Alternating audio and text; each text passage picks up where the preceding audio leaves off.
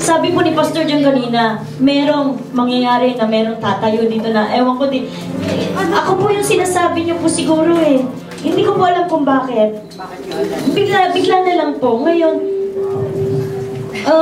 bago ko po kantahin ang gusto kong kantahin, meron lang po akong gustong i-explain. Kagagawa ko lang po kanina habang nakikinig lang po ako kay Pastor. Sa nangyari sa buhay ko, unang-una, siyempre, ang alam natin sa sarili natin is nasa Panginoon na tayo. Lagi lang sinasabi na nasa Panginoon tayo palagi kahit hindi tayo pupunta rito or what or ano, nasa Panginoon tayo.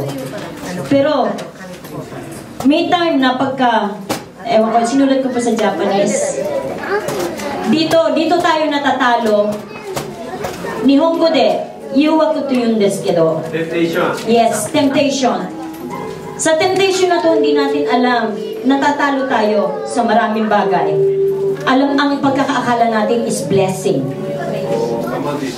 Blessing man siya, pero hindi natin alam dalhin ng maayos ang blessing na yun. Kaya napupunta sa temptation.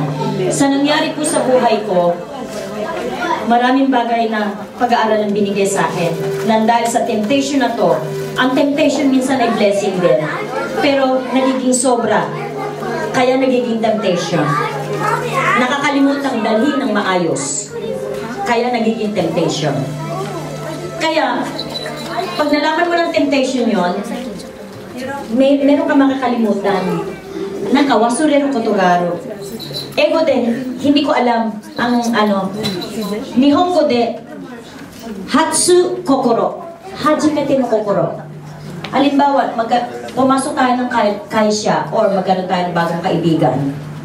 Ano ang una natin? Yung first time ng kokoro natin, pagiging humble, di ba? Yun ang nakakalimutan natin. Kasi, dumating na yung temptation. Akala natin blessing. Medyo nagiging na tayo, di ba? Nakakalimutan natin yung una nating kokoro. Pwede po natin basahin sa Awit 37. Awit 37, 3 to 4. Ako na lang po bababasa. Yung Hajimete no Kokoro, 37, 4. At mananahang kang ligtas sa lupain pag naging humble ka. Sa Diyos mo hanapin ang kaligayahan at ang pangarap mo ay iyong makakamta. Yun ang naano ko sa sarili ko. So, siguro nakalimutan ko to.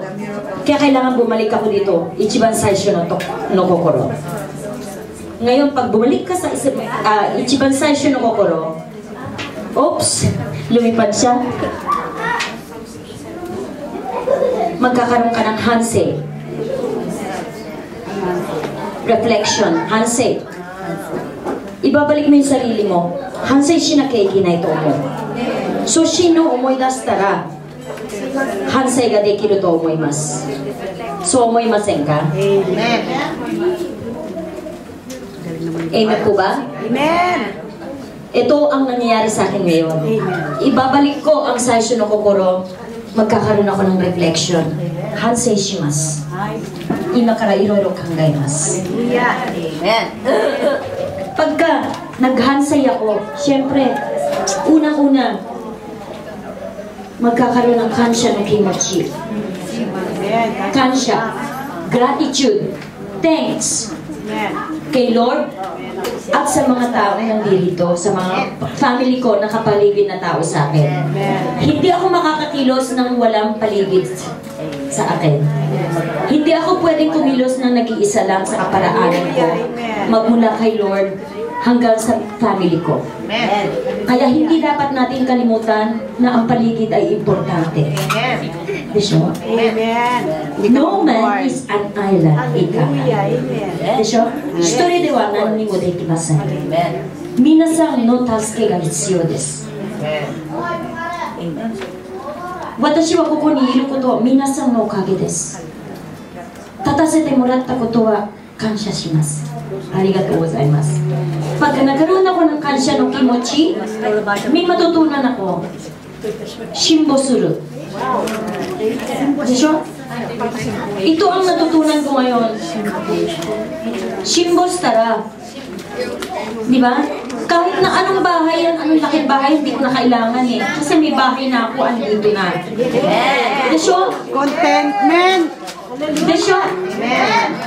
Naghanap ako ng malaking bahay, pero hindi ako maligaya. Nag-iisa ako sa mundo. Desyo? Ngayon, ibinigay sa akin maliit na bahay lang. Kontento ako. Pero mas mayaman ako dahil mas malaking bahay ko, andito ang bahay ko eh. So, basahin natin. Ito, pinakalas ko po ito. Awit 46. 1 and 2. Hindi ko po mabasa. Ang Diyos ang lakas natin at kanlungan. At handang saklolo kung may kaguluhan. Number 2, di dapat matakot. Mundo'y mayanigman. Kahit nasa dagat ang bundok mabuwan. Ito po ang testimony ko para sa inyo. Kaya gusto ko pong kantahin ang This is Your House. Pero meron po akong special guest. Biglaan lang din. Kasi kailangan maging special guest ko raw siya. Yun, no? Sino po kaya yung taong yun? Special guest. Bro, ay, kalika na. My special guest, bro, ay. This is your house. Kakantahin po natin.